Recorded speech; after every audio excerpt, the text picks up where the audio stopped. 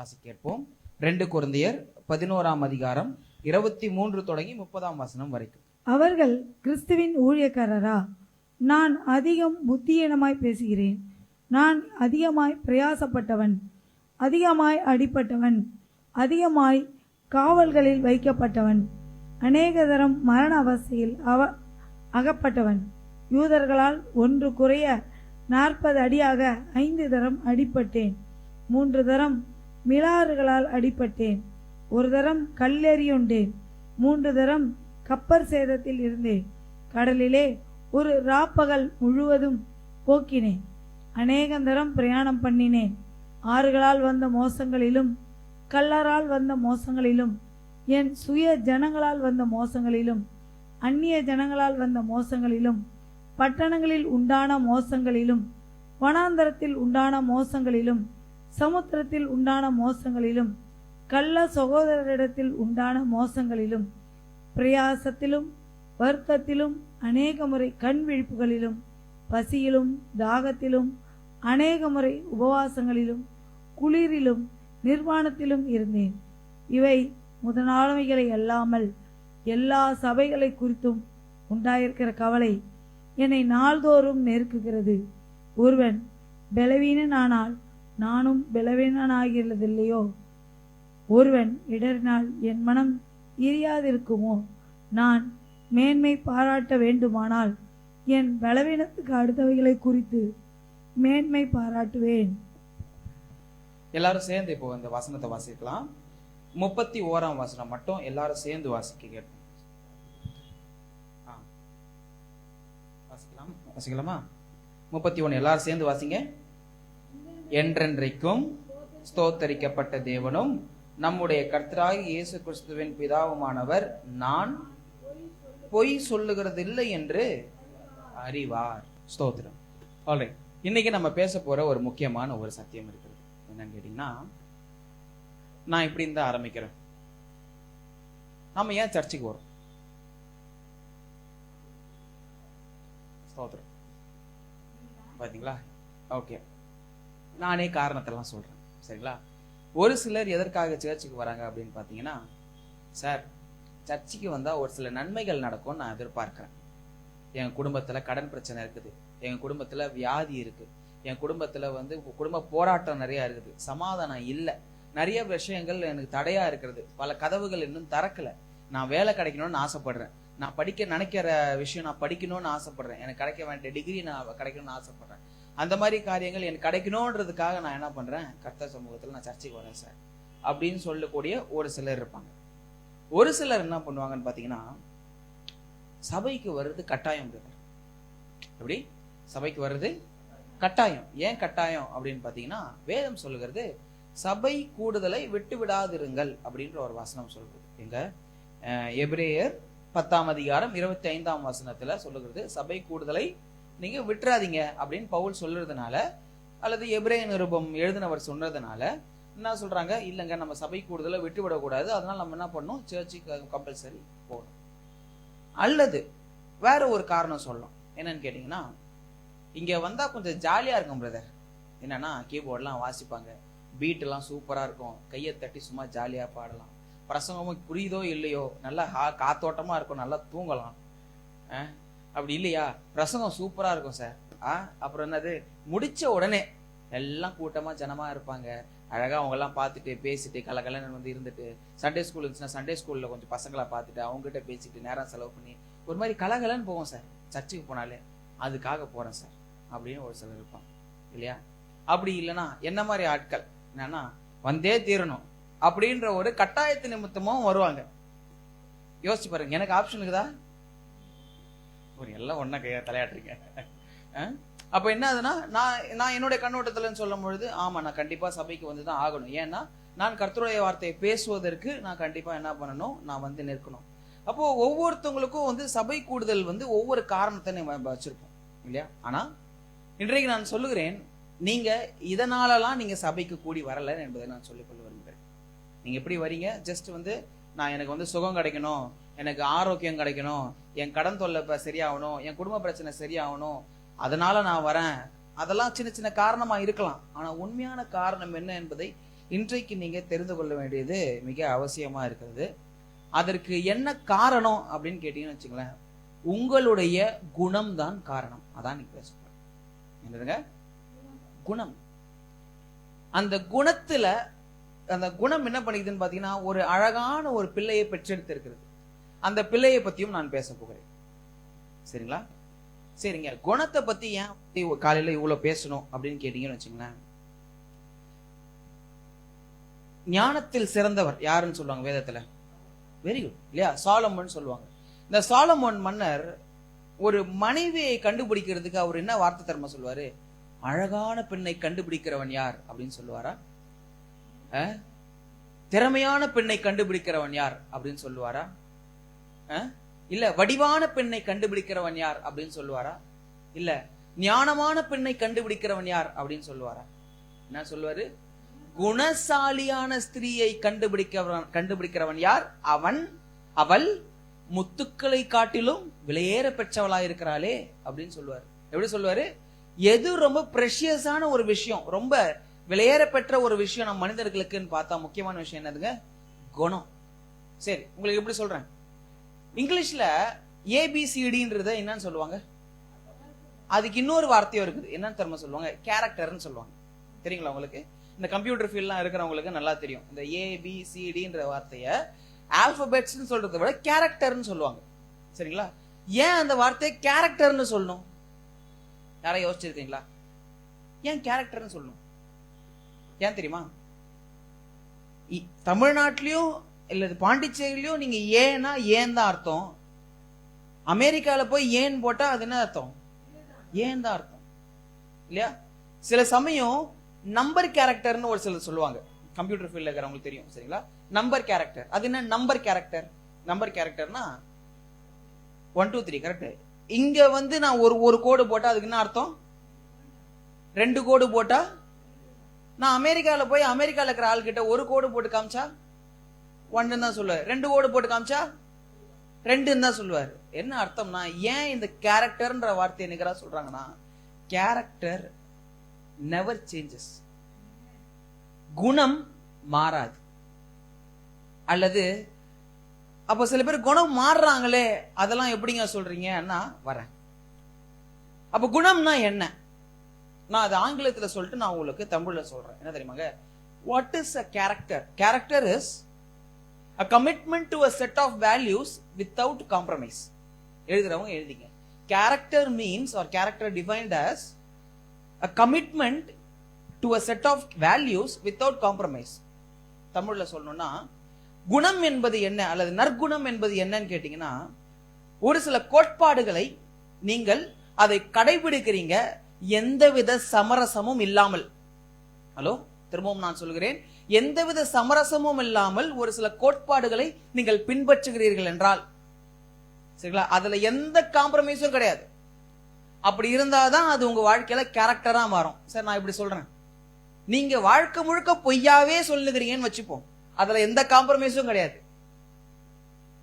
அது ஒரு கேரக்டர், ஒரு வேல்யூவா மாறிடும். அது உங்களுடைய ஒரு குணம், ஒரு தரமா, ஒரு உங்களை சித்தரிச்சு சொல்லும் பொழுது, அதாங்க அவர் பொய் சொல்லுவாருங்க, குணத்தோட சேருது இல்லையா? அப்போ பொய் சொல்றீங்கன்னு வச்சுங்க, வாழ்க்கை முழுக்க அப்படி இருக்கிறீங்க. யாராவது ஒருத்தவங்க சொல்றாங்க, சார் உங்களுக்கு விஷயம் தெரியுமா, அவர் வந்து திருந்திட்டேன்னு சொன்னாருங்க அப்படின்னு வேற ஒரு ஆள் சொல்றாருன்னா, நீங்க நம்புவீங்களா மாட்டீங்களா? என்னங்க, கொஞ்சம் கஷ்டம்தான் இல்லையா? நம்புறோம், ஓகே, நல்ல விஷயம். நம்மலாம் வந்து கர்த்தருக்குள்ள இருக்கிறவங்க திருந்துன்னு நினைக்கிறது நல்ல விஷயம். ஆனா நம்ம என்ன பண்றோம், சின்ன சிறு மூலையில லைட்டா தட்டும். என்ன தட்டும்? எனக்கு நம்புற மாதிரி இல்லையே. காரணம் ஏன்? என்ன காரணம்? என்ன காரணம்னா, அவருடைய குணம் எனக்கு நல்லா தெரியும். அவர் குணத்துல ஒரு முக்கியமான குணம் என்ன குணம்? பொய் சொல்ற குணம். அப்போ என்னுடைய குணம் எப்படி வந்து நிர்ணயிக்கப்படுகிறது என்றால், எனக்குள்ள இருக்கக்கூடிய, நான் மதிக்கக்கூடிய என்னென்ன காரியங்கள் நான் வச்சிருக்கிறேனோ அதை தகுந்தாறு போலதான் உங்களுடைய குணம் இருக்கும். அப்ப குணம் மாறுமா மாறாதா? ஹலோ, குணம் மாறாது, ஆனா குணத்தை மாத்திக்கலாம். உண்மைதானே? ஒரு அழகான ஒரு ஷெல்ஃப் இருக்கு, ஷெல்ஃப் பூரா குப்பையா இருக்குது, அது குப்பையா தான் இருக்குங்க. ஷெல்ஃப்ல எப்பவுமே அப்படிதான் இருக்கும். நீங்க வைப்பீங்களா? இல்ல, தூக்கிட்டு கிளீன் பண்ணி வேற ஒண்ணு வைப்பீங்க இல்லையா, அழகான பொருட்களை வைப்பீங்க இல்லையா. அதே போலதான் உங்க குணம்னு சொல்லும் பொழுது அந்த குணத்துக்குள்ள, குணம் என்பது ஒரு அழகான ஒரு ஷெல்ஃப் மாதிரி வச்சீங்க. அந்த ஷெல்ஃப்ல என்னென்ன இருக்கு, நீங்க எதை எதை முக்கியமானதா பாக்குறீங்க. நான் பொய் சொல்லவே மாட்டேங்க பிரதர், அது காம்ப்ரமைஸே கிடையாது அப்படின்னு நீங்க இருந்து பாருங்களேன். உலகத்துல 1000 பேர் வந்து உங்களை பத்தி தப்பா சொன்னாலும் அவங்க கூட இருக்கிறவங்க நம்பவே மாட்டாங்க அந்த வார்த்தை. ஏன் தெரியுமா? அவங்க சொல்லுவாங்க, அவருடைய குணம் எனக்கு நல்லா தெரியும். ஹலோ, ஆமென். இன்னொரு அர்த்தம் நான் சொல்றேன். குணம் இருங்க, நான் இதை சொல்லிட்டு சொல்றேன். நான் இப்ப குணத்தை பத்தி நான் பேச போறது கிடையாது, குணம் பெற்ற பிள்ளையை பத்தி நான் பேச போறேன். சரிங்களா? அந்த பிள்ளையை பத்தி பேசுறதுக்கு முன்னாடி கொஞ்சம் அப்பாவை பத்தி ஒரு 4 வார்த்தை பேசிக்கலாம் தான் நான் பேசுறேன். சரிங்களா? நல்லா கவனிங்க. குணம் அது எப்பொழுதுமே நிலையுள்ளதா இருக்கும். அதை நீங்கள் சுலபமாக யூகிக்கலாம். நான் திரும்ப சொல்றேன், குணம் என்பது அது என்னதுங்க சொன்ன, அது நிலையுள்ளது, கன்சிஸ்டன்ட் அண்ட் ஆல்சோ பிரெடிக்டபிள். அதை யூகிக்கலாம். சரிங்களா? ஸ்தோத்திரம். அப்போ இந்த குணம் எப்படி வந்து ஒரு மனுஷனுக்கு ஒரு நற்குணம், ஒரு நல்ல குணம் எப்போ உருவாகும்னு பாத்தீங்கன்னா, it takes time and testing. சோதனையின் மூலமாகவும் அதே சமயத்துல நேரம் நகர தான் நீங்க வந்து உங்களுடைய குணம் அதிகமாகும். நான் சொல்றேன், யோசிச்சு பாருங்களேன். நீங்க வந்து உண்மையுள்ள மனுஷன் அப்படின்னு நான் எப்படி தெரிஞ்சு கொண்டேன்? ஒருத்தவங்களும் ஒருவருடைய குணங்களை நீங்க உண்மைங்க, நீங்க உண்மையான ஆளுங்க அப்படின்னு நான் வந்து எப்ப தெரிஞ்சுக்கிட்டேன்னா, உங்களோட பழக நேரம் கடக்க என்னாச்சு, நான் நிறைய உங்களை பத்தி நான் தெரிய ஆரம்பிச்சேன். பல சோதனைகளை நீங்க கடந்து வந்தீங்க. கடந்து வந்தும் நீங்க என்ன பண்ணீங்க, உங்களுக்குள்ள வச்சிருக்கக்கூடிய அந்த கோட்பாடுகளை, அந்த பிரமாணங்களை நீங்க மீறவே இல்லை. என்ன ஆனாலும் சரி, நான் என்ன பண்ணுவேன், நான் கர்த்தரை தான் நம்புவேன். என்ன ஆனாலும் சரி, நான் கர்த்தர் முன்பாக வச்சுட்டு தான் நான் என் வேலையை ஆரம்பிப்பேன். என்ன ஆனாலும் சரி, நான் பொய் சொல்ல மாட்டேன். என்ன ஆனாலும் சரி, நான் திருட மாட்டேன். அது சின்ன பேப்பர் கிளிப்பா இருந்தாலும் நான் திருட மாட்டேன். நான் ஆபீஸுக்கு போனா என்ன ஆனாலும் சரி, நான் உண்மை உள்ளவனா தான் இருப்பேன் அப்படின்னு நீங்க ஒரு முடிவு எடுத்தீங்க, ஒரு தீர்மானத்தை எடுத்தீங்க. ஆனா அந்த தீர்மானம் எப்போ வந்து சரி, அது வந்து நிறைவேறும் பாத்தீங்கன்னா, அதற்கேற்ற சோதனை வரும்போது தான் நிறைவேறும். எப்படின்னு சொல்றேன் பாருங்களேன். நான் என்ன அர்த்தத்துல சொல்றேன்னு புரிஞ்சுங்க. என்னன்னா, நீங்க நல்லா யோசிச்சு பாருங்க. உண்மையா உழைக்கும் பொழுது உங்களை வந்து எல்லாரும் பாராட்டினாங்களா, இல்ல சோதனையின் நேரத்துல ஜெயிச்சு வரும்போது உங்களை பாராட்டினாங்களா? ஹலோ, அப்ப சோதனை நல்லதா கெட்டதா? யோசிங்க. சரி, இப்படி சொல்றேன். நான் ஒரு ஆசிரியர். நான் வந்து இப்ப உங்களுக்கு கிளாஸ் எடுக்கிறேன். இப்ப முடிச்சிட்டு, பிரசங்கம் முடிச்சிட்டு ஒரு 10 நிமிஷம் நான் உங்களுக்கு டெஸ்ட் வைக்கிறேன். இப்ப பிரசங்கம் பண்ணதுல இருந்து 10 கேள்வி கேட்கிறேன். இப்ப நீங்க 10 கேள்வியில 10 கேள்விக்கும் பதில் சொல்லிட்டீங்கன்னா என்ன அர்த்தம்? இல்ல, நீங்க நல்லா கவனிச்சுக்கிறீங்கன்னு அர்த்தம் இல்லையா? 10க்கு 10 மார்க் வாங்கினீங்கன்னா என்ன அர்த்தம்? நீங்க நல்லா கவனிச்சுக்கிறீங்கன்னு அர்த்தம். உண்மைதானுங்க?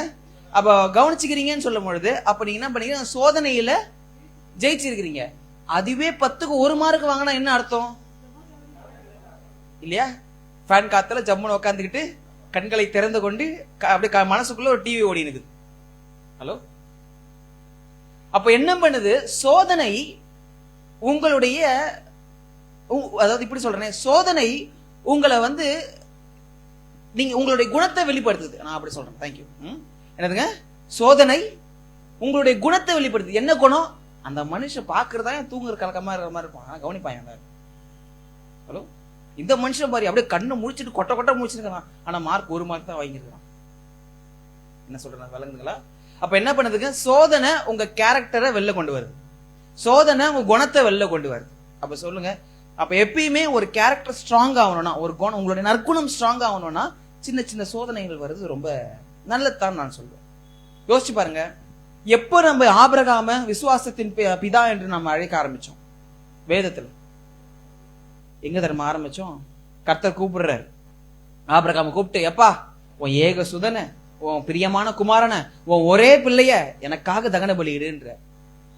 ஹலோ, பாருங்க, அதனுடைய பின்னணி நான் நரம்படியா சொல்லி இருக்கிறேன். திரும்பவும் நான் சொல்கிறேன். என்ன விஷயம்னா, அந்த காலத்துல இந்த மாதிரி குழந்தைங்களை நரபலியிடுறது ரொம்ப வழக்கமான விஷயம்.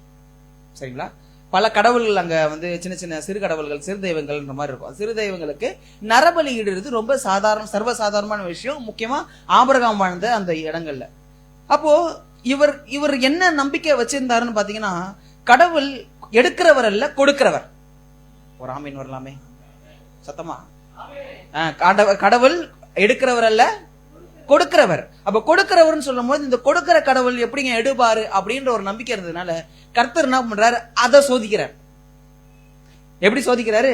உன் பிள்ளை எனக்கு நான் தகன பலியிடு, மத்த கடவுள் மாதிரி. அப்போ என்ன யோசிப்பான் மனசுல, என்னடா இது, இந்த கடவுளா வித்தியாசமா இருப்பாருன்னு நினைச்சேன். 100 வருஷம் வரைக்கும் என்ன சோதிச்சாரு. 100வது வருஷத்துல 100வது வயசுல எனக்கு ஒரு பிள்ளைய கொடுத்தாரு. அந்த பிள்ளைய 12-15 வயசு வரைக்கும் நான் வளர்த்துருக்கிறேன். இந்த வாலிப பிள்ளையே கர்த்தர் கேட்கிறாரு, ஆண்டவரே இன்னையில இருந்து உங்களுக்கும் எனக்கும் எந்த சம்பந்தமும் இல்ல, டாடா பாய் அப்படின்னு சொல்ல. புதிய ஏற்பாட்டுல சொல்லுகிறது, ஆபிரகாம் என்ன பண்ணாரு, அவர் நம்பினாராம். அவர் நேரா பிள்ளைய கூட்டுன்னு பண்றான்னு சொல்றாரு வேதம் சொல்லுகிறது. 3 நாள் பிரயாணம் சொல்றாங்க.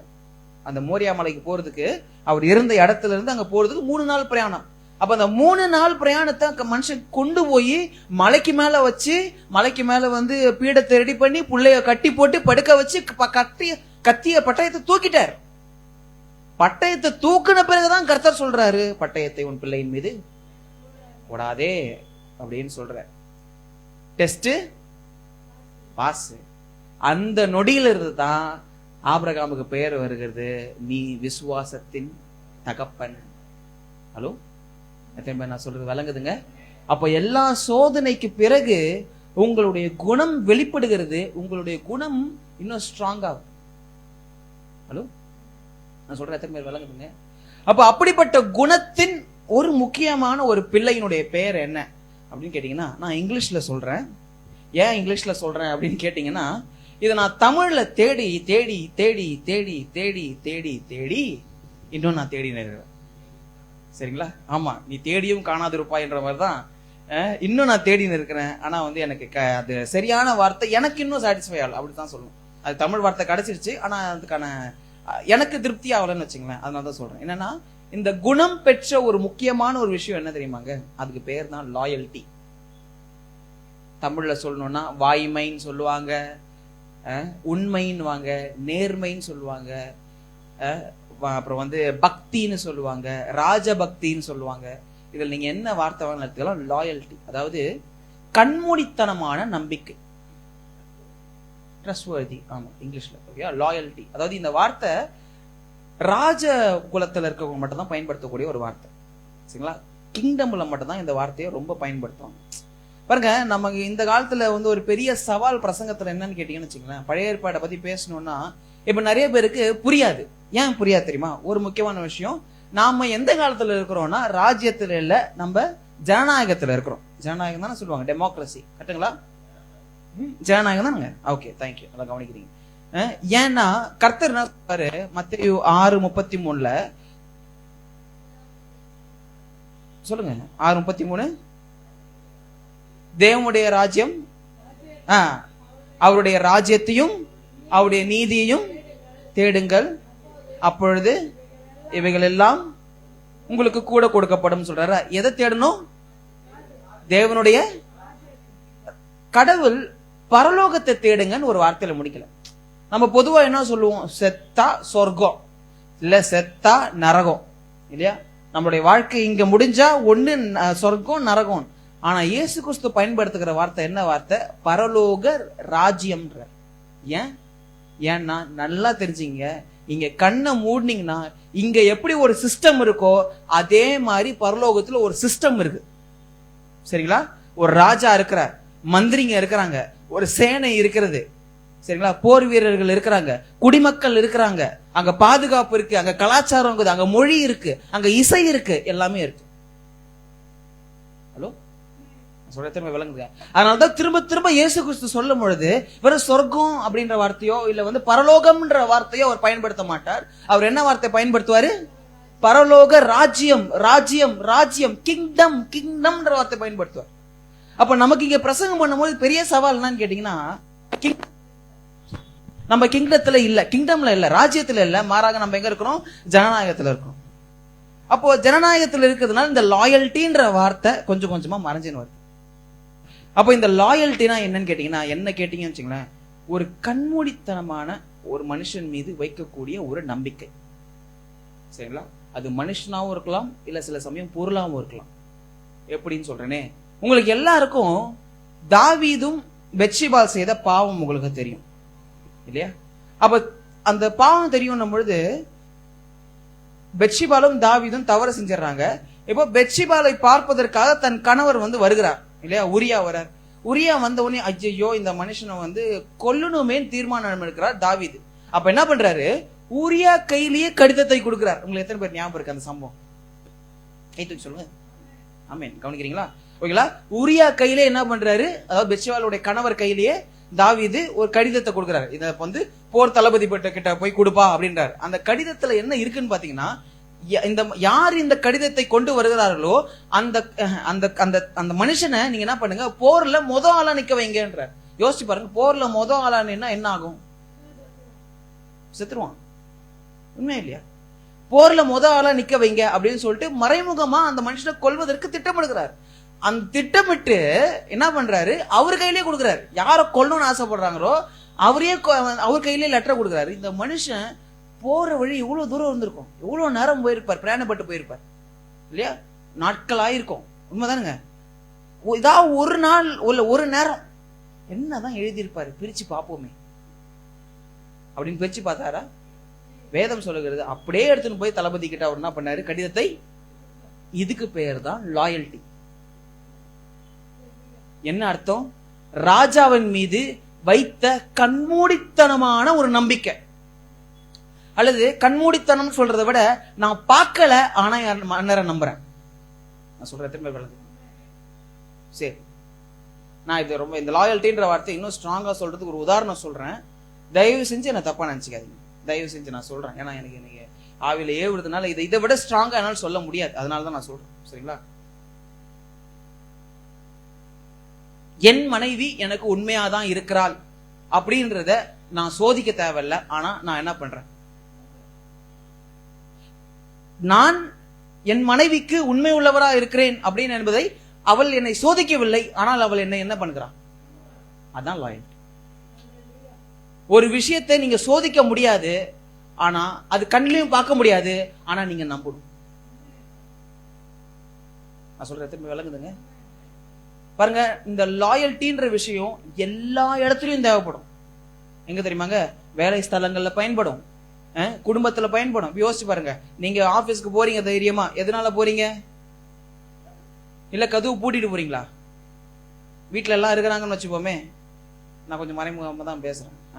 என்னதுங்க? கதவை நம்ம என்ன பண்றோம்? பூட்டிட்டு எல்லாம் போறது இல்ல. என்ன பண்றோம்? நம்ம திறந்து வச்சுட்டு தான் போறோம். வீட்டுல எல்லாம் ஆள் இருக்கிறாங்க. ஏன்? என்ன அர்த்தம்? நான் என் குடும்பத்தை நம்புகிறேன்னு அர்த்தம் இல்லையா? எனக்கு டவுட்டுங்க, இந்த மனுஷன் செவரு குச்சி ஓட்டினாலும் ஓடி போயிடுவாரு. அதனால என்ன பண்ணிடுறது? நான் பூட்டி விட்டே போறேன் அப்படின்னு யாரா பண்றீங்களா? ஹலோ, நான் சொல்ற எத்தனை விளங்குதுங்க? இதான் லாயல்ட்டியோட பவர். நான் சொல்ற எத்தனை விளங்குதுங்க? பாருங்க, இப்ப நீங்க சர்ச்சுக்கு வரீங்கன்னும் பொழுது, நான் சொல்றத நல்லா கவனிங்க, நீங்க சபைக்கு வரீங்கன்னும் போது சாதாரணமா நீங்க வரல, எனக்கு சுகம் கிடைக்கணுங்க அதனால நான் வரேங்க, தொடர்ந்து வர்றதை பத்தி பேசுறேன். சரிங்களா? தொடர்ந்து வர்றதுக்கான காரணம் என்னது? நான் சர்ச்சுக்கு வர்றது கடவுள் எனக்கு ஏதாவது ஆசீர்வாதம் பண்ணுவாருங்க, எனக்கு ஏதாவது காரியங்கள் மாத்துவாருங்க, அதுக்காக வரேன் இருக்கலாம். இல்ல என்னோட என்னது ஜாலியா இருக்குதுங்க இங்க வரேன், வரலாம். ஓகேங்களா? ஆனா இது எல்லா காரணத்தையும் தாண்டி முக்கியமான காரணம் தெரியுமா? You are loyal to God. நீங்கள் கர்த்தருக்கு உண்மை உள்ளவராக இருக்கிறதுனால தான் நீங்க கிளம்பி வரீங்க. எத்தனை விசுவாசிக்கிறீங்க? ஆமென். You are loyal. அதை முதல்ல ஒத்துக்கணும். சரி, இந்த குணம், இந்த லாயல்ட்டின்ற குணம், இந்த குணம் எப்படி வந்துச்சு? எப்படி தெரியுமா வந்துச்சு? ஆதியாகமம் எடுத்துக்கொள்ளாமே, 1 அதிகாரம் 26 வசனம் எடுத்துக்கொள்ளலாம். இந்த வசனம் ரொம்ப ஸ்ட்ராங்கான வசனம், எடுத்துக்கலாம். ஆதியாகமம் 1 அதிகாரம் 26 வசனம். பின்பு தேவன் நமது சாயலாகவும் நமது ரூபத்தின்படியேயும் மனுஷனை உண்டாக்குவோமாக, அவர்கள் சமுத்திரத்தின் மச்சங்களையும் ஆகாயத்து பறவைகளையும் மிருக ஜீவன்களையும் பூமி அனைத்தையும் பூமியின் மேல் ஊறும் சகல பிராணிகளையும் ஆளக்கடவர்கள் என்றார். தேங்க்யூ. பாருங்க, நம்ம எல்லாருக்குமே ஆள்றது ரொம்ப பிடிக்கும். நமக்கு எல்லாருக்கும் என்ன பண்ண பிடிக்கும்? ஆள்றதுக்கு பிடிக்கும். நமக்கு கார் ஓட்டுறது பிடிக்குமா பிடிக்காதா? நமக்கு பைக் ஓட்டுறது பிடிக்குமா பிடிக்காதா? அதெல்லாம் என்னதுங்க? அது ஆளுறது, ஆளுகை செய்கிறது. யோசிச்சு பாருங்களேன், நம்மளை விட வேகமா போகக்கூடிய விஷயம், ஆனா நம்ம கட்டுப்பாட்டுல இருக்குதுன்னு நினைக்கும் போது எவ்வளவு ஜம்முன்னு இருக்குது. உண்மையா இல்லையா? நம்மளோட பெருசா இருக்குது, நம்மளோட கனமா இருக்குது, நம்மளோட வேகமா போகுது. ஆனா அது ஏன் கட்டுப்பாட்டுல இருக்குது. நான் சொன்னாதான் அது செய்யும், நான் அழுத்தினாதான் அது போகும் அப்படின்னும் பொழுது ஏன் கட்டுப்பாட்டுல இருக்குதுன்னு நினைக்கும் பொழுது நமக்கு எவ்வளோ சந்தோஷமா இருக்கு இல்லையா? நமக்கு ஆளுகிறது பிடிக்கும். காரணம் என்ன தெரியுமா? அது தப்பு கிடையாது, இதை கடவுள் கொடுத்த வரம். அவர் என்ன பண்றார்? அவர்கள் ஆளக்கடவர்கள், ஆளுகை செய்கிறவர்கள். சரிங்களா? நீங்க நல்லா படிச்சு நல்ல பெரிய ஆள் ஆகணும்னு சொல்றது தப்பான எண்ணம் கிடையாது. ஓகேங்களா? ஒரு நல்ல பவர்ல உட்காரணும், நல்ல அத்தாரிட்டியில உட்காரணும் அப்படின்னு நினைக்கிறது நல்ல விஷயம். ஏன்னா அது கடவுள் கொடுக்கிற சுபாவம். நான் சொல்றது விளங்குதுங்க. ஆனா ஒண்ணு, கர்த்தர் அவர்கள் ஆளக்கடவம் சொல்றதுக்கு முன்னாடி சொன்ன வார்த்தை என்ன வார்த்தை? பின்பு தேவன் நமது, எல்லாரும் சத்தமா சொல்லுங்க, சாயலாகவும் நமது. கர்த்தருக்கு சாயல் ரூபம் இருக்கிறதா? நம்ம பாடுறோமே, என்னது? ஆவியான தேவனுக்கு ரூபம் இல்லை அதலால். அப்ப வந்து உருவமும் இல்ல, சொரூபமும் இல்ல. ஓகே, சரி விடுங்க, இங்க கவனிங்க. ஓகேங்களா? அப்ப நமக்கு எல்லாருக்கும் தெரியும் கர்த்தர் ஆவியா இருக்கிறார், அவருக்கு ரூபமும் இல்ல, சொரூபமும் இல்லைன்னு நமக்கு தெரியும். அப்ப ஏன் இந்த இடத்துல கடவுள் சொல்லும் பொழுது நம்முடைய ரூபமாகவும் நம்முடைய சாயலாகவும் நம்முடைய ரூபத்தின்படியும் என்ன அர்த்தம்னா, இப்ப நான் இப்படி சொல்றேன், இப்படி சொன்னா உங்களுக்கு புரியும். சின்ன உதாரணம் சொல்றேன். நான் வீட்டுல சும்மா இந்த டைம்ல சாதாரண நாட்கள்ல நான் என்ன பண்ணுவேன், சும்மா கிண்டல் பண்ணிக்கின்னு டான்ஸ் ஆடிக்கின்னு சில விஷயங்கள்லாம் செய்வேன். சில ஜெஸ்டர்ஸ், சில சுபாவங்களை பார்த்துட்டு அப்படியே உங்க அப்பா மாதிரியே கிடான்னுவாங்க. நான் எங்க அப்பா 1.5 வயசுல இருந்து பார்த்ததே கிடையாது. 1 வயசுல இருந்தா தேங்க்யூ, சரி கூட ஒரு 6 மாசம் கூட்டிக்கிட்டேன் விடுங்க. இப்ப என்னாச்சு, நான் கிட்டத்தட்ட 1 வயசுல இருந்து எங்க அப்பா பார்த்தது இல்லை. ஆனா இப்ப கூட ஒரு 30 வயசு 33 வயசு ஆகுது, இப்ப கூட ஏதாவது நான் ஒரு காரியம் செய்யறேன்னு வச்சுங்களேன், அப்படியே உங்க அப்பா மாதிரியே செய்யறடா, அப்படியே உன் அப்பா சாயல் இருக்குதா. சில சமயம் ஒரு வாக்குல நான் வந்து தலை வாருவேன்னு வச்சுங்களேன், ஒரு சைட்ல தலை வாரும் பொழுது டக்குன்னு நான் சொல்லுவாங்க, அப்படியே உங்க அப்பன் கலகுறான்னு வாங்க, அப்படியே உங்க அப்பா மாதிரியே கரடானும். சில பேசுறதெல்லாம் சில செய்யறதெல்லாம் பார்த்தா டேய் உங்க அப்பா மாதிரியே பண்றடான் பாருங்க. அப்ப யாருடைய சாயல் எனக்கு வந்திருக்கு? அப்ப சாயல் சொல்லும்போது எதை சொல்ல வராங்க அவங்க? கேரக்டர்.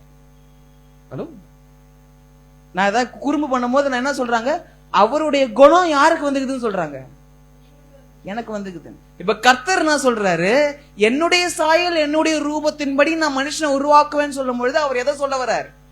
என் கேரக்டரின்படி, என் குணத்தின்படி நான் படைப்பேன்னு சொல்றாரு. ஹலோ, அந்த குணம் தான் என்ன குணம்? பீயிங் லாயல், உண்மை உள்ளவர்களா இருக்கிறது. ஆமென். நான் பார்க்கல, ஆனா நான் நம்புறேன். ஹலோ பாருங்க, விசுவாசத்துக்கும் ஃபெய்த்துக்கும் லாயல்ட்டிக்கும் நிறைய வித்தியாசம் இருக்கு. சரிங்களா? விசுவாசத்தை நீங்க பார்த்து நம்புறீங்க. நான் திரும்ப சொல்றேன், விசுவாசத்தை நீங்க பார்த்து நம்புறீங்க, லாயல்ட்டியை நீங்க பார்க்காம நம்புறீங்க. சரி, விசுவாசத்தை எப்படி நான் வந்து பார்த்து நம்புறேன், இதை நான் சொல்லிட்டு நான் உள்ள போறேன். சரிங்களா? விசுவாசத்துக்கும் லாயல்ட்டிக்கும் வித்தியாசம் நான் சொல்லிடுறேன். சரிங்களா? விசுவாசம் சொல்லும் பொழுது நீங்க எப்படி நம்புறீங்கன்னா, வேதம் உங்களுக்கு இருக்குது, ஸ்ட்ராங்கா இருக்கு. ஹலோ, கர்த்தர் சொல்லுகிறார், அவருடைய தழும்புகளால் நான் குணமானேன்னு சொல்லும் பொழுது என் கேன்சர் சரியாகணும். ஹலோ, அப்ப நான் என்ன பண்றேன்? நான் பார்த்து நான் நம்புறேன் இல்லையா?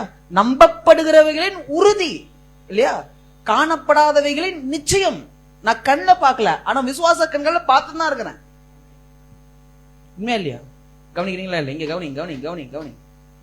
ஆனா லாயல்ட்டின்றது எப்படின்னா, உண்மை தன்மைன்னு சொல்லும் பொழுது, வாய்மைன்னு சொல்லும் பொழுது, பக்தின்னு சொல்லும் பொழுது, அது வந்து நீங்க வந்து அதை டெஸ்ட் பண்ண முடியாது, சோதிக்க முடியாது, பார்க்க முடியாது. ஆனா நம்பிதான் ஆகணும். என் மனைவி எனக்கு உண்மை உள்ளவரா இருக்கலாம்னு நான் சோதிச்சு பார்க்க முடியாது, கேமரா வச்சு பார்க்க முடியாது. ஆனா நான் முழுக்க நம்புறேன், என் மனைவி எனக்கு உண்மையா இருக்கிறான்னு. நீங்க நம்புறீங்களா? அதே போலதான் கர்த்தர் என் மேல் அவர் உண்மை உள்ளவரா இருக்கிறார், நான் அவர் மேல் உண்மையா இருக்கிறேன் என்பதை நான் நம்பிதான் ஆகணும். அவர் என்ன நம்புறாருன்றதை நான் நம்பணும், அதை நான் டெஸ்ட் பண்ண முடியாது. நான் சொல்றது விளங்குங்க. Hello, God is loyal to me. He is loyal to me. நீங்க யோசிச்சு பாருங்களேன், கர்த்தர் எங்கேயாவது நான் லாயலா, உனக்கு நான் உண்மையா இருக்கிறேன் அப்படின்னு சொல்லியிருக்காரா? 1000 முறை சொல்லியிருக்கிறேன். என்ன கேட்டா ஒரு வசனம் கூட நான் ஒரு வசனம் வேணா சொல்றேன். நமக்கு எல்லாருக்கும் தெரிஞ்ச வசனம் எபிரேயர்ல வரும், நான் உன்னை விட்டு விலகுவதும் இல்லை, உன்னை கைவிடுவதும் இல்லை. என்ன அர்த்தம்? நான் உனக்கு உண்மை உள்ளவனா இருக்கிறேன், நீ நம்புன்ற. ஹலோ, சரி.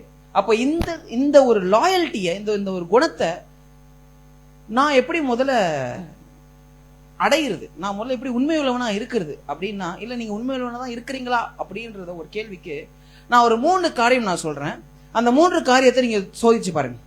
If you are doing this 3 things, you are loyal. நீங்க இந்த 3 காரியத்தை செய்கிறீர்கள் என்றால் நீங்க உண்மையில உண்மை உள்ளவர்களா இருக்கிறீங்க. நீங்க உங்களை நம்பலாம், நான் நம்பலாம், இல்ல கர்த்தர் நம்பலாம். சில காரியங்கள் நான் சொல்றேன், கடவுள் ஏன் தெரியுமா இன்னும் உங்ககிட்ட தராம இருக்கிறாரு? நீங்க இன்னும் லாயலா இல்லை. அந்த ஒரு விஷயத்துக்கு நீங்க லாயலா இல்லை. சின்ன பேப்பர் கிளிப்பு தானே எடுத்துன்னு போவோம் வீட்டுக்கு, சின்ன பென்சில் தானே எடுத்துன்னு போவோம், பேட்டரி தானே எடுத்துன்னு போவோம் அப்படின்னு நீங்க இருந்தீங்கன்னா கர்த்தர் உங்களை மேனேஜரா மாத்த மாட்டார்.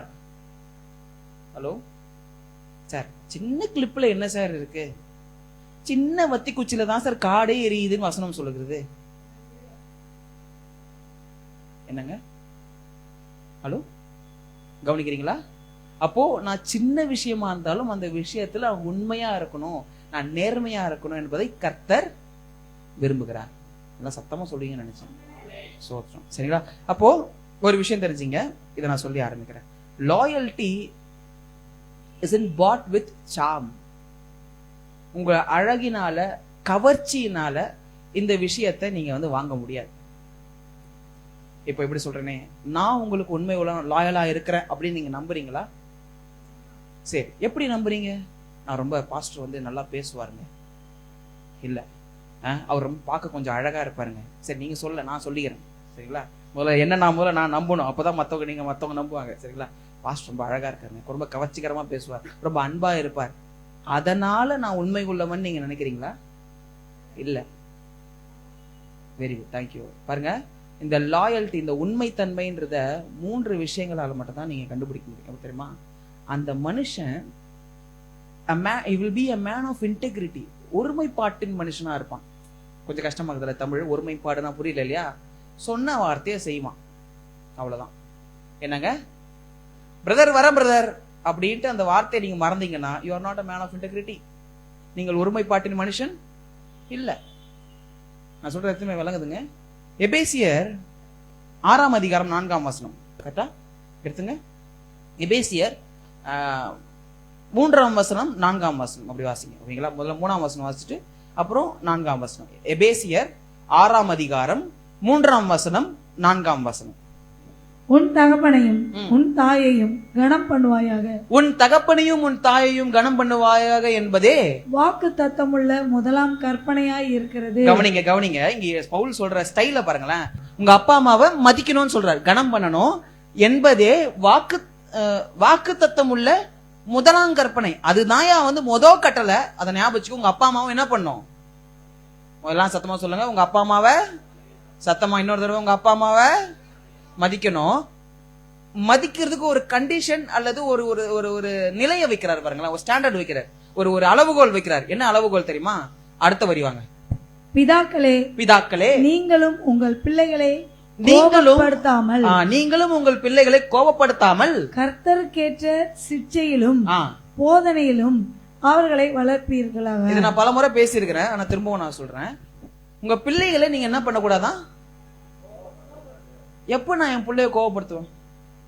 போனை பிடுங்கும் போது கோவப்படுத்துவோம் பிரதர், டேப் பிடிங்கி வைக்கும் போது கோவப்படுவோம் பிரதர், வீடியோ கேமை பிடிங்கி வைக்கும் போது கோவப்படுவாங்க பிரதர். அப்படிதான் பிரதர் கோவப்படுத்துறேன். இல்ல அப்படி கிடையாது.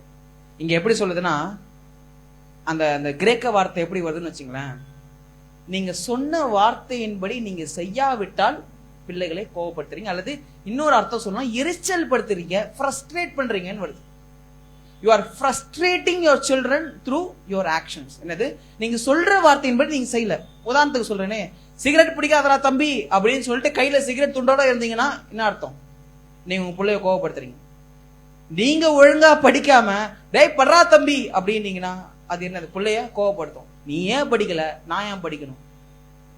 ஹலோ, பாருங்க, இந்த காலத்துல பசங்க சரி எங்க அப்பா தான் படிக்கல, எங்க அம்மா தான் படிக்கல, நானாவது படிச்சுடா பெரிய ஆள் ஆகணும் அப்படின்னு இல்ல. எங்க அப்பாவே படிக்கல, நான் எதுக்கு படிக்கணும்? ரெக்கார்ட் மெயின்டைன் பண்றாங்க. ஹலோ, பாருங்க, நம்ம பிள்ளைகளை இப்படி கோவப்படுத்துறோமா? எப்படி? நான் சொன்ன வார்த்தையின்படி நான் செய்யாமல் இருந்தால் எப்படின்னா, ஆம்னா ஆம், இல்லைன்னா இல்ல. ஹலோ, நான் சொல்றது விலகுதுங்க. அப்படி இருக்கிறீங்கன்னா அது ஒரு இந்த லாயல்ட்டினோட ஒரு அழகான ஒரு குணம். பாருங்க, இயேசு கிறிஸ்துவை யோசிச்சு பாருங்களேன். இயேசு கிறிஸ்துவை யோசிச்சு பாத்தீங்கன்னா, அவர் is a man of integrity, ஒருமைப்பாட்டின் மனுஷன் நான் சொல்லுவேன். அவர் ஒரு செஞ்ச வார்த்தை எல்லாமே சொல்லிட்டு தான் அவர் செய்வார். கவனிச்சீங்களா? அவர் என்னத்தை சொன்னாரோ அதை மட்டும் தான் செய்வார். அவர் ஒன்று சொல்லிட்டு கவலைப்படாதப்பா நான் வந்துடுறேன் அப்படின்னு சொல்லிட்டு, டயர்டாகுதுப்பா, நேற்று 50 வருஷம்லாம் முடிச்சுட்டு வந்தேன், நேற்று வர நைட் ப்ரேயர் வேற, உபவாச ஜெபம் வேற வச்சிருந்தாங்க, அங்கே வேற பிரசங்கம் முடிச்சுட்டு ரிலாக்ஸாக இப்போ தான் செனகரிப்புலாம் போயிட்டு வந்துட்டு, இல்லை வந்து சினகாக் போயிட்டு வந்துட்டு நான் இப்போ தான் வந்தேன், அவங்ககிட்ட வரேன்னு சொல்லிட்டேன், பேதுரு நீ போய் விட்டுப்பா, போயிட்டு வந்துடுப்பா, நான் கொஞ்சம் ரெஸ்ட் எடுக்கிறேன் அப்படின்னு பைபிளில் எங்கேயா இருக்கா?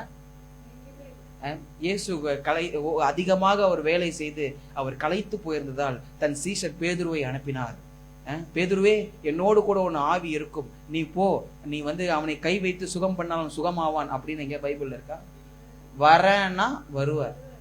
ஒரு இடத்துல வேதத்துல சொல்லவும் பாருங்க, ரொம்ப எனக்கு நான் சில விஷயம் பைபிள் படிக்கும் போது நான் அப்படியே கண்ணில் பார்ப்பேன், அப்படியே கண்ணில் வரும். என்னன்னா, இயேசு கிறிஸ்து என்ன பண்ணாரா, இரவு முழுக்க அவர் ஊழியம் செஞ்சுக்கிட்டே இருந்தார். பைபிள் வரும், சுகம் கொடுத்துக்கிட்டே இருந்தாராம், வந்துகிட்டே இருந்தாங்களாம், வியாதியஸ்தவங்க வந்துகிட்டே இருந்தாங்களாம். இரவு முழுக்க யோசிச்சு பாருங்க, இரவு முழுக்க கொடுத்துட்டு ஐயா என்ன பண்ணுவாரு, காலைல 3 மணிக்கு பிரேயருக்கு போவார். தெரியுங்களா உங்களுக்கு? டெய்லி அவர் விடிய காலைல 3 மணிக்கு எந்திரிச்சு ஜெபம் பண்ண போவார். தெரியுங்களா? தனித்து போவார் அவர் தேவனோட பேசுறதுக்கு. 4 மணி நேரம் பிரேயர் பண்ணுவார். தெரியுங்களா உங்களுக்கு? 4, 5, 6, 7 மணிக்கு என்ன பண்ணுவாங்க, சீஷர்கள் வருவாங்க, ஐயா மக்கள் எல்லாம் காத்துனுக்குறாங்க. 4 மணி நேரம் பிரேயருக்கு அப்புறம் என்ன பண்ணுவார், போவார். நாங்கள் சொல்லட்டுங்களா, நீங்க இந்த அதிகாலை ஜெபத்தை பண்றீங்கன்னு வச்சுக்கலாம், ஒரு ஸ்பிரிச்சுவல் கேட் வந்து உங்களுக்கு ஓப்பன் ஆகும். நாங்களும் முயற்சி பண்ணியிருந்தாங்க.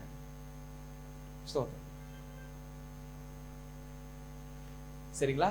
இல்ல பாருங்க, நான் இதை சொல்லும் பொழுது நானும் உங்களோடு கூட சேர்ந்து வளர்கிறேன் என்பதை சொல்வதற்காகத்தான் நான் சொல்றேன். அப்படியே நான் மட்டும் ஏதோ வந்து ஒரு பல மாசமா வந்து காலைல 3 மணிக்கு ஏஞ்சி ஜெபம் பண்ற மாதிரியும் உங்களெல்லாம் குற்றவாளிகள் மேல் தீக்கிற மாதிரியும் நினைச்சுக்காதீங்க.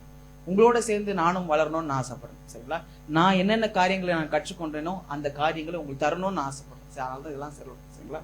சோத்திரம். சோ அப்ப என்னன்னு பாத்தீங்கன்னா, இந்த விஷயத்துல இந்த வசனத்துல வரும்பொழுது என்ன வருது, பிள்ளைகளை நம்ம எப்ப கோவப்படுத்துறோம், நான் சொல்ற வார்த்தையின்படி நான் செய்யலனா. வாழ்க்கையிலும் இப்படிதான், நீங்க சொன்ன வார்த்தையின்படி நீங்க செய்யலன்னு வச்சுங்களேன், பாருங்க, குடும்ப வாழ்க்கையில ஒரு பெரிய சவால் என்ன தெரியுமாங்க, நீ அன்னைக்கு சொன்ன ஆனா செய்யல. உண்மையா இல்லையா? பெண்களாவது ஆமேன்னு சொல்லுங்க. அவங்க பெருசா ஏதோ சண்டைக்கு போக மாட்டாங்க.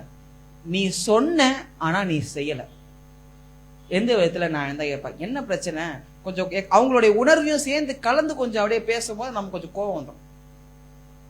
அவ்வளவுதான் விஷயம், உண்மையா இல்லையா? சரிங்களா? வேதத்துல ஒரு வார்த்தை இருக்குது, கர்த்தருடைய சுபாவத்துல ஒரு சுபாவம் என்ன தெரியுமா சொல்லுவாங்க, பரிசுத்தம்னு வாங்க. திரும்ப ஞாபகம் இருக்கு. இந்த பரிசுத்தம்ன்ற வார்த்தைக்கு வியாக்கியானம் சொல்றாங்க, அதுக்கான அர்த்தம் என்ன தெரியுமாங்க, ஒண்ணுன்னு அர்த்தமா. ஹலோ, ஒண்ணு அப்படின்னா என்ன அர்த்தம், எல்லாம் ஒருங்கிணைந்த ஒன்று. அவர் என்ன சொல்றாரோ அதை தான் செய்வார். சரி, நான் இப்படி கேட்கிறேனே, பல பேர் கிறிஸ்தவர்களே பல ரூபத்துல இருக்கிறாங்க. தெரியுங்களா உங்களுக்கு?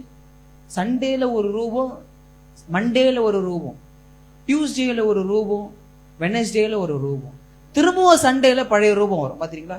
அல்லேலூயா கர்த்தரேன்னுவாங்க, அது திங்கக்கிழமை வரும். ஹலோ, அப்ப நீங்க எப்படி இல்ல, ஒரு ஆளா இல்ல, 2 ஆளா இருக்கிறீங்க.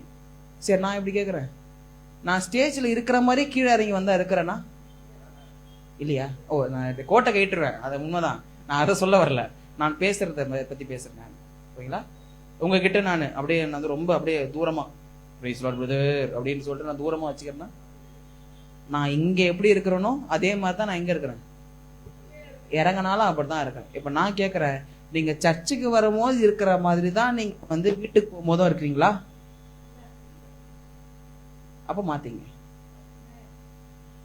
ஹலோ, நான் சொல்ற எத்தனை பேர் விளங்குது? அப்படி இருந்தாதான் நீங்களும் உண்மை உள்ளவர்களா இருப்பீங்க, உங்க கூட இருக்கிறவங்களும் உண்மை உள்ளவர்களா இருப்பாங்க. நான் சொல்லட்டுங்களா? உங்களுடைய குணத்துக்கு தகுந்த மாதிரி தான் உங்க சூழல் அமையும். நான் திரும்பவும் சொல்றேன், உங்களுடைய குணத்துக்கு தகுந்தாறு போலதான் சூழல் அமையும். யோசிச்சு பாருங்களேன், கிறிஸ்தவர்கள் இருக்கிறாங்கன்னு வச்சுங்களேன், ஒரு கிறிஸ்டியன் ரொம்ப ஒரு நம்மள மாதிரி ஒரு விசுவாசி இருக்கிறாருன்னு வச்சுக்கோங்க, ஜெபம் பண்றவரு அப்படின்ற மாதிரி பிரதர் சொல்லுங்க பிரதர் மரியாதையா பேசிக்கிட்டு அந்த மாதிரி குணம் இருக்குன்னு வச்சுங்களேன், வேலைக்கு போனாலும் அந்த மாதிரி சர்க்கிள் தான் வந்து நல்லா பரவும், ஒரு சர்க்கிள் ஃபார்ம் ஆகும். பாத்தீங்களா? பாருங்க, உங்களுடைய குணம் எந்த அளவுக்கு சில காரியங்கள்ல இருந்து உங்களுக்கு உதவி செய்கிறதுன்னு பார்க்கணும். எதுக்கு சொல்றேன்னு பாத்தீங்கன்னா, குணம் ரொம்ப முக்கியம்ன்றதுக்காக நான் இது சொல்றேன். பாருங்க, நான் நகைச்சுவையா சொல்றேன், வேடிக்கையா சொல்றேன், சீரியஸா சொல்றேன், எல்லா விதத்திலையும் சொல்றேன். ஆனா சொல்ல வேண்டியது முக்கியமா சொல்றேன். என்னது? குணம் ரொம்ப முக்கியம். அந்த குணத்துல உண்மை உள்ளவர்கள், லாயல்ட்டி ரொம்ப முக்கியம். அந்த லாயல்ல நீங்க கண்டிப்பா ஒரு ஆளா இருக்கிறீங்களான்றது யோசிச்சு பாருங்க.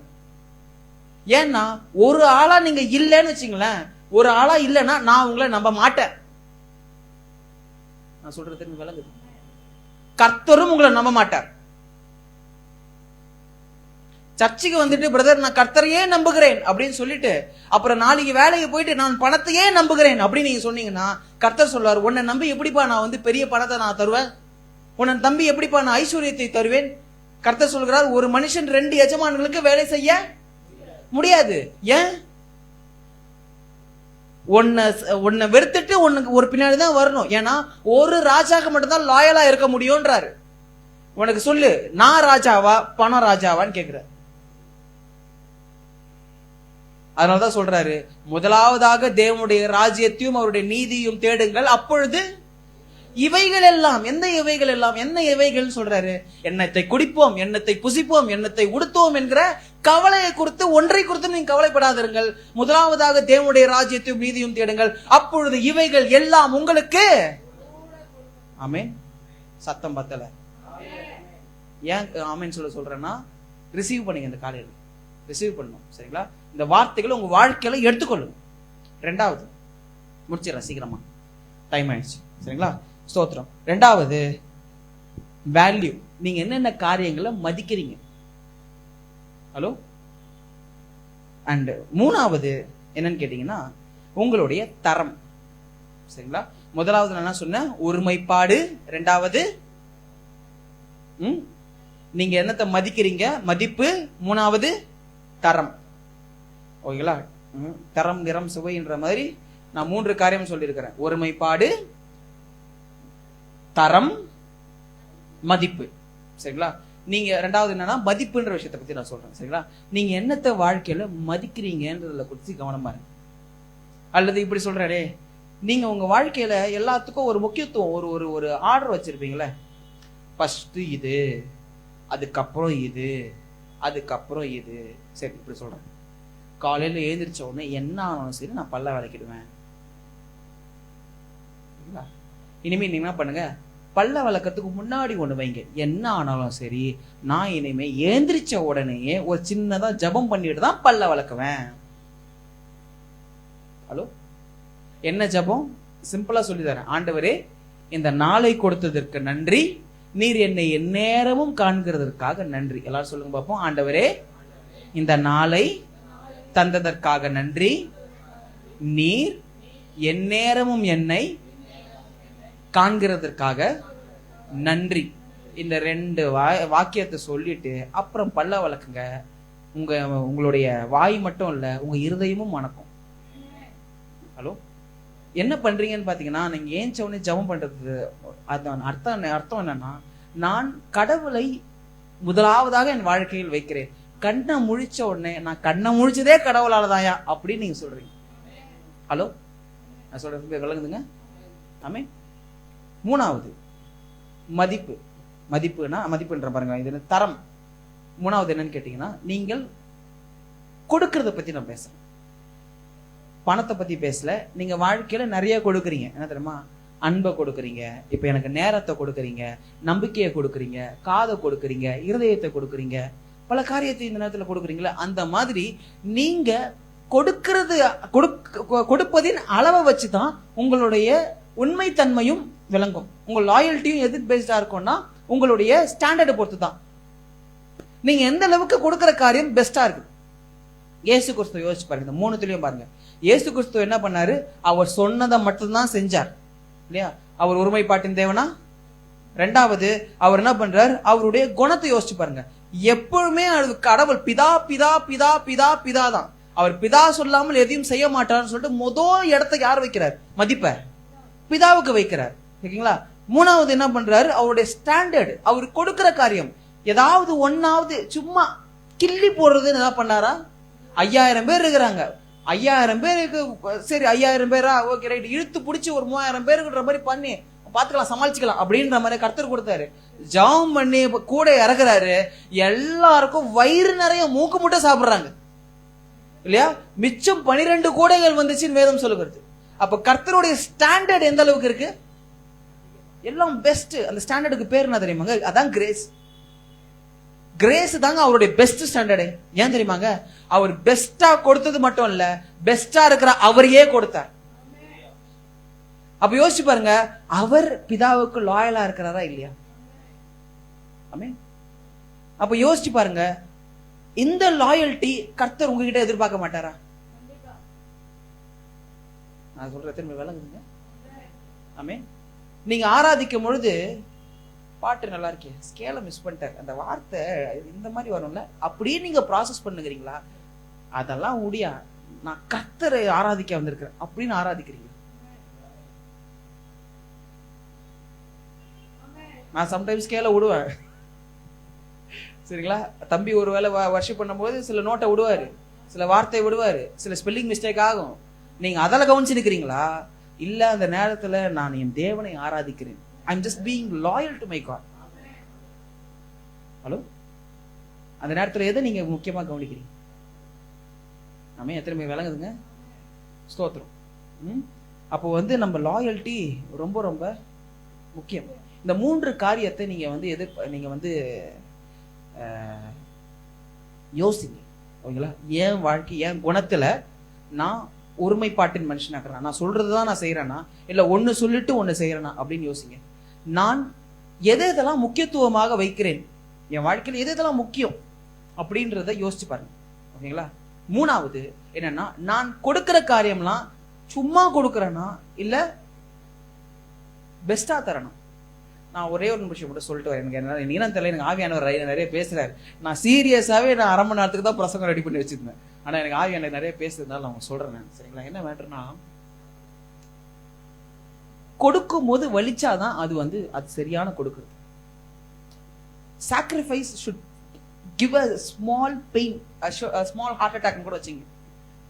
ஓகேங்களா? ஒரு சின்னதா வலிக்கணும். சரி, இப்படி சொல்றேனே, நான் பிரசங்கம் பண்ணும்போது இப்ப சொன்னேன், எத்தனை மணிக்கு ஏஞ்சி ஜெபம் பண்ணணும்னு நான் சொன்னேன்.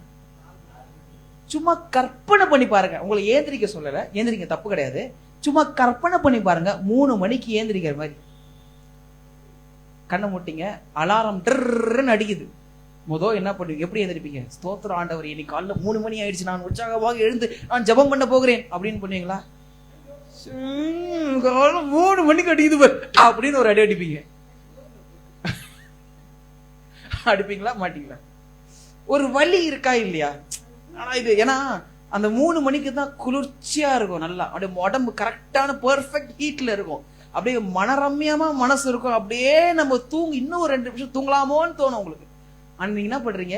You are sacrificing that sleep. அவ்வளவு மனரம்யமா இருக்கக்கூடிய ஒரு அழகான ஒரு விஷயத்தை நீங்க என்ன பண்றீங்க? தியாகம் பண்றீங்க, ஆஃபரிங்கா கொடுக்குறீங்க கடவுளுக்கு. அந்த நேரத்தை நீங்க ஆஃபரிங் கொடுக்குறீங்க. வலிக்குதா இல்லையா? அப்போ கொடுக்கும் பொழுது வலிச்சாதான் அது சிறந்த ஒரு கொடுக்கிற தன்மை. அதான் பெஸ்டா உங்களுக்கு தெரியுங்க அர்த்தம். பாருங்க, ஓட்ட சொல்ல கொடுத்தோம்னா நமக்கு சங்கடமா இருக்காது யாருக்காவது இல்லையா? ஒரு புடவை 2 தடவை போட்டோம்னு வச்சுக்கலாம், 2 தடவை தாமா போட்டேன், யூஸ் பண்ணிக்கோ அப்படின்னு கொடுக்கறது பிரச்சனை இல்லை. ஆனா ஒரு புது புடவை கொடுக்கறது நம்ம 10 வாட்டி யோசிப்போம். வலிக்கும், ஓரமா வலிக்கும். புது புடவையாச்சே, அது 200 ரூபா தான் இருக்கும், இருந்தாலும் புது புடவையாச்சே. Hello, what is your standard? நீங்க என்னத்தை கொடுக்குறீங்க? நீங்க எப்படி கொடுக்குறீங்க? ஹலோ, இந்த 3 விஷயத்தை நீங்க ரொம்ப கவனம் செலுத்துறீங்கன்னா நீங்க உண்மை உள்ளவர்களா இருப்பீங்க, உங்களை சுத்தி இருக்கிறவங்க உண்மை உள்ளவர்களா தான் இருப்பாங்க. நீங்க உங்க கூட இருக்கிறவங்க உண்மையா இருக்கணும் நீங்க எதிர்பார்க்கிறீங்கன்னா நீங்க முதல்ல உண்மை உள்ளவர்களா இருக்கணும். If you are expecting a loyal people, loyal followers, first you should be a loyal leader. பாருங்க, இங்க வந்து கொஞ்சம் மக்கள் தான் இருக்கிறீங்க. ஆனா நான் உங்களுக்காக என்ன இது வரப்போறது 10 பேர் 4 பேர் 5 பேர் இவங்களுக்கு உட்காந்து நான் வந்து 2 மணி நேரம் பிரசங்கம் ரெடி பண்ணுமா, நான் வந்து இது பண்ணுமா, நான் அப்படின்னு பண்ணி அப்படின்னு சொல்லிட்டு பிரசங்கம் பண்ணி முடிச்சா உங்களுக்கு எப்படி இருக்கும்?